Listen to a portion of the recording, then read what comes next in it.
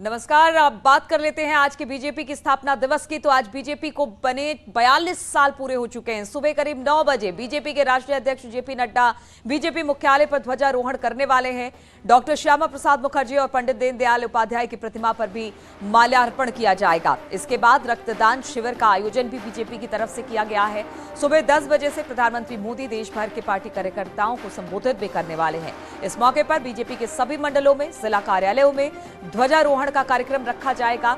साथ ही शोभा यात्रा निकाली जाएगी। प्रदेशों के मुख्यमंत्री, मंत्री, विधायक सभी जगह जगह पर स्थापना दिवस कार्यक्रम में शामिल होते दिखाई देंगे। स्थापना दिवस के अवसर पर पार्टी ने 7 अप्रैल से 20 अप्रैल तक पूरे देश में सामाजिक न्याय पखवाड़ा मनाने का फैसला भी किया है। तो बीजेपी के स्थापना दिवस पर आज पूरे देश भर में कार्यक्रम रखे गए हैं। प्रधानमंत्री 10 बजे उनका संबोधन भी होने वाला है।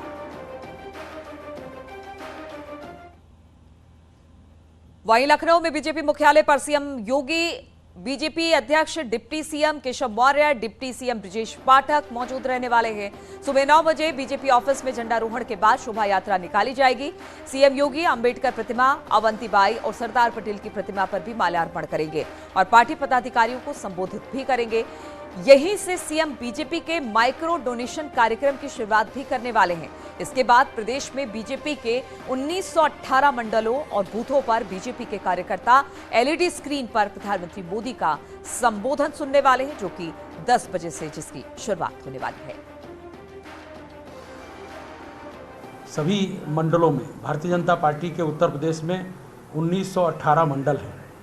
हमने प्लान बनाया है कि 1918 मंडलों में पार्टी के सभी कार्यकर्ता एक साथ 9 बजे ध्वजारोहण करेंगे और ध्वजारोहण के पश्चात पहले से पूर्व निर्धारित एक रूट रहा होगा, उस रूट के ऊपर शोभा यात्रा निकालेंगे। वो शोभा यात्रा का समापन जहाँ पर होगा वहाँ पर फिर एक छोटा सा कार्यक्रम होगा, स्वागत भाषण होगा और माननीय प्रधानमंत्री जी का उद्बोधन लाइव एलईडी के माध्यम से सभी कार्यकर्ता सुनेंगे। इसके साथ ही साथ हमारे सभी बूथों पर भारतीय जनता पार्टी के जितने भी बूथ कमेटियां हैं, 1 लाख से 1.5 लाख से ऊपर, उन सभी बूथ कमेटियों पे बूथ कमेटी के कार्यकर्ता, सेक्टर संयोजक, वो अपने टेलीविज़न के माध्यम से, अपने मोबाइल के माध्यम से माननीय प्रधानमंत्री जी के उद्बोधन को सुनेंगे।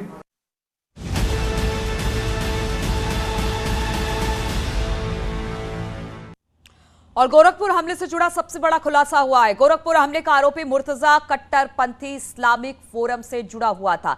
जी हां, 2012 में मुर्तजा इस्लामिक फोरम से जुड़ा था। वो इस्लामिक फोरम पर सवाल पूछता था। मुर्तजा अनवर अलवाकी नाम के युवक को फॉलो कर रहा था। 2012 में ही कट्टरपंथ से जुड़ गया था मुर्तजा। 2012 से लेकर 2015 के बीच सीरिया रुपए भेजे थे मुर्तजा ने। नेपाली खातों से सीरिया भेजे गए रुपए 2020 और 21 की बात की जाए तो करीब 8 लाख रुपए सीरिया भेजे गए थे। कट्टरपंथी इस्लामिक फोरम से जुड़ा हुआ था मुर्तजा। अब इस बात का खुलासा हुआ है। अनवर अलवाकी को फॉलो किया करता था मुर्तजा। $29 में खरीदा था इंटरनेशनल सिम के जरिए सोशल मीडिया पर वो सक्रिय था। सीरिया, अरब क्रांति, ISIS की वीडियो देखा करता था। 2015 में सऊदी अरब उम्रा करने गया था। 2020 में हाईटेक कंप्यूटर कोडिंग सीखी थी मुर्तजा ने और ये इस बात का पहले भी वो खुलासा कर चुका है कि उसने आखिर ये लैपटॉप महंगा वाला क्यों लिया था।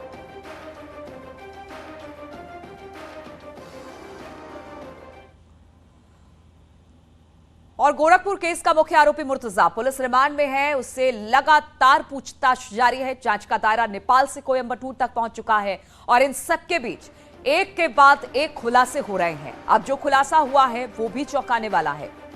दरअसल सुरक्षा एजेंसियों के रडार पर था मुर्तजा। घटना से पहले एजेंसियां रख रही थी इस पर नजर। हमले से एक दिन पहले 2 लोग मुर्तजा के घर मिलने पहुंचे थे। सुरक्षा एजेंसी से जुड़े थे दोनों लोग, सूत्र ऐसा बता रहे हैं। और इसी दिन मुर्तजा नेपाल गया था। इसी दिन मुर्तजा की ऑनलाइन एक्टिविटी भी बंद हुई थी। यानी घटना से एक दिन पहले ये सारा घटनाक्रम मुर्तजा को लेकर देखने को मिला है।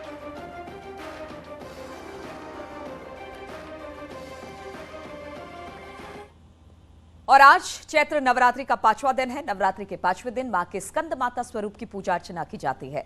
धार्मिक मान्यताओं के अनुसार मां की उपासना से नकारात्मक शक्तियों का नाश होता है और मां का स्मरण करने से असंभव कार्य संभव हो जाते हैं। मां दुर्गा की पूजा के लिए आज भी सुबह से जगह जगह मंदिरों में भीड़ उमड़ रही है। लोग मंदिरों में पहुंच रहे हैं, माता की पूजा अर्चना कर रहे हैं, उनसे आशीर्वाद ले रहे हैं।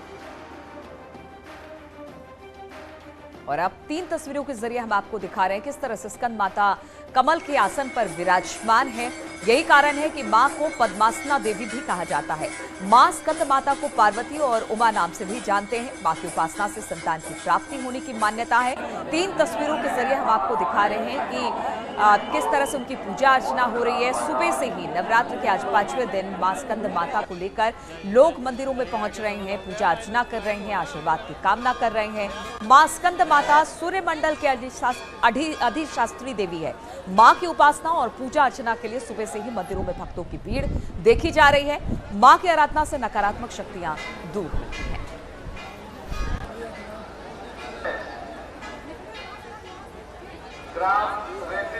विंध्याचल में कर रहा है, इससे संपर्क करें।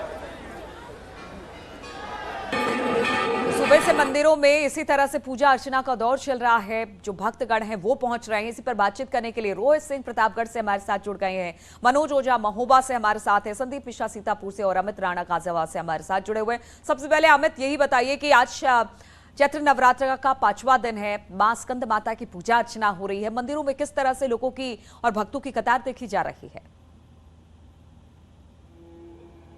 आपको बताना चाहूंगा, चैत्र नवरात्र का आज 5वां दिन है। मां स्कंद माता की आज पूजा अर्चना की जाती है। कहा यह भी जाता है कि माता को सफेद वस्त्र यानी कि सफेद रंग का कपड़ा पसंद आता है और यह भी माना जाता है कि मां की अगर उपासना की जाए विधि विधान के साथ तो संतान प्राप्ति के लिए मां स्कंद माता होती है। फिलहाल हम खड़े गाजियाबाद के प्राचीन दिल्ली गेट देवी मंदिर पर। आप देख सकते हैं सुबह से ही भक्तों का यहाँ पर तांता लगा हुआ है। गर्भगृह की तरफ मैं लीलू आपको लेकर चलूंगा। जहां तक भी मंदिर के अंदर आपकी नजर जाएगी वहां तक सिर्फ और सिर्फ माता रानी के भक्त यहाँ आए हुए हैं, जो कि अपनी अपनी मनोकामनाओं को पूर्ण कराने के लिए माता की पूजा अर्चना कर रहे हैं। कुछ भक्त मेरे साथ हैं, उनसे जानूंगा और बात करूंगा। मैम, किस तरीके से माता रानी की पूजा अर्चना करते हैं, अपने इष्ट देव को मनाते हैं? अभी आगे चलते हैं थोड़ा और। ये यहाँ पर आप देख सकते हैं लीलू, किस तरीके से यहाँ पर पूजा अर्चना की जा रही है। कोई लोग यहाँ पर बैठे गर्भगृह के अंदर बैठकर पूजा अर्चना कर रहे हैं, जाप कर रहे हैं माता रानी का। छोटे छोटे बच्चे भी हैं। बेटा, जानना चाहूंगा कैसे माता रानी की पूजा अर्चना करते हो? सब करते हैं। आप बताइए माता जी, कब से आ रहे हैं मंदिर में? आंटी, आप डेली रोज बिल्कुल रोज किस तरीके से रोज पूजा करने आते हैं। और इस बार तो कह सकते हैं कि चैत्र नवरात्रा का समय चल रहा है तो ये दिन और खास हो जाता है। रोहित सिंह भी हमारे साथ प्रतापगढ़ से जुड़े हुए। रोहित, आप किस मंदिर में इस वक्त मौजूद हैं और वहां से क्या तस्वीरें दिखाएंगे हमारे दर्शकों के लिए? नीलू, आज अगर बात की जाए तो नवरात्र का 5वां दिन है और स्कंद माता का जो है ये दुर्गा माँ के स्वरूप होते हैं।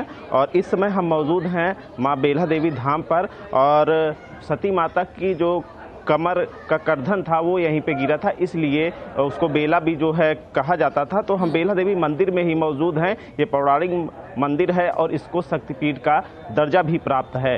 और मान्यता ऐसी है कि जो भी यहाँ पर आके माँ के दरवाजे पे अपना मत्था टेकता है, कहीं ना कहीं माँ उसके सारे दुखों को जो है हर कर लेती हैं और जीवन में सुख समृद्धि की बिल्कुल। और यही वजह है कि लगातार लोग आपके पीछे बिल्कुल पहुंच रहे हैं, माँ के दर्शन पूजन कर रहे हैं। मनोज ओझा भी महोबा से हमारे साथ जुड़े हुए हैं। मनोज, वहां पर दिखाइए किस तरह से सुबह से श्रद्धालु पहुंच रहे हैं और आज नवरात्र का 5वां दिन है, मां देवी की पूजा अर्चना वहां पर कर रहे हैं। तो किस तरह से भक्त पहुंच रहे हैं, किस तरह के मनोकामनाओं के साथ?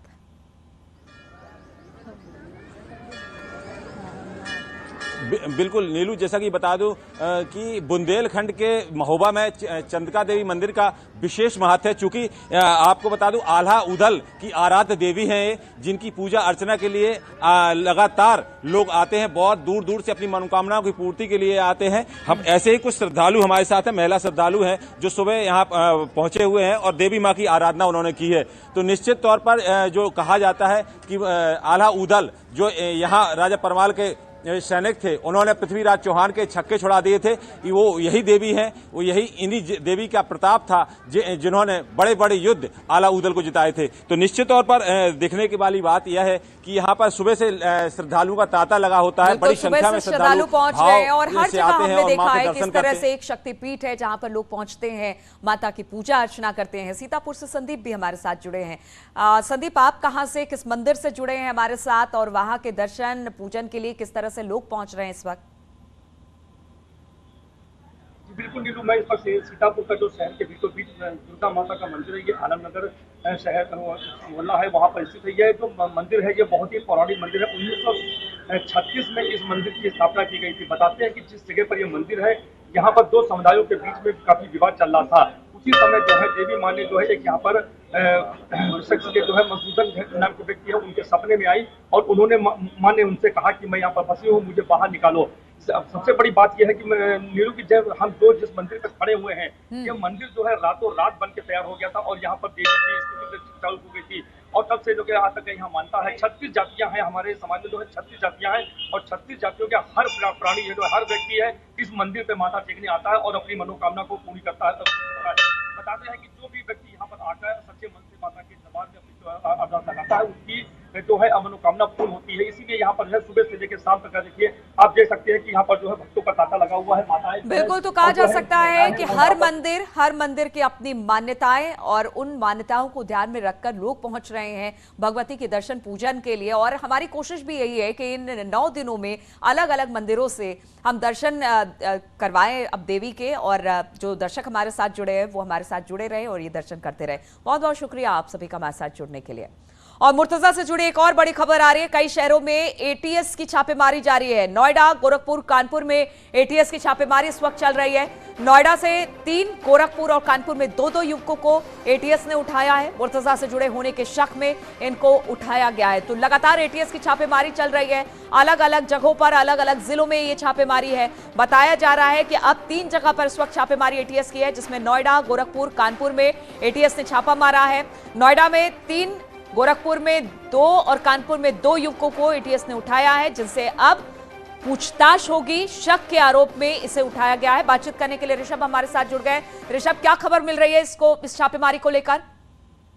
जो जानकारी मिल रही है, कल जो पूछताछ हुई है मुर्तजा से, उसके बाद एटीएस की कई शहरों में छापेमारी चल रही है। जो हमारी जानकारी है, जो सोर्सेज हमें कंफर्म कर रहे हैं, उसके मुताबिक नोएडा से 3 को, कानपुर से 2 को और गोरखपुर से 2 युवकों को उठा लिया गया है। गोरखपुर से जिस युवक को, एक युवक इनका करीबी बताया जाता है, इनके घर से जुड़ा हुआ बताया जा रहा है और इसका रिश्तेदार हो सकता है, और उनसे लगातार पूछताछ चल रही है। जो मोबाइल से शुरुआती डिटेल मिली है मुर्तजा के, उससे ये जो जानकारियां मिली है, उसके बाद ही ये छापेमारी चल रही है। कुछ बैंक खातों की डिटेल मिली थी मुर्तजा के आवाज से, उससे कुछ कोरिलेट करके ये जानकारियां ली जा रही हैं कि आखिरकार जो संदिग्ध बैंक खाते थे, जो IS या तमाम विदेशी आतंकी संगठनों के माने जा रहे थे, उसकी डिटेल कहां से मिली, आतंकी खातों की जानकारी इसको कहां से मिली। ठीक है, तो जैसे मुर्तजा से जैसे जांच आगे बढ़ रही है, पूछताछ हो रही है, शक के आधार पर कईयों से पूछताछ अब होगी। बहुत बहुत शुक्रिया ऋषभ हमारे साथ जुड़ने के लिए। रुकेंगे छोटे से ब्रेक के लिए।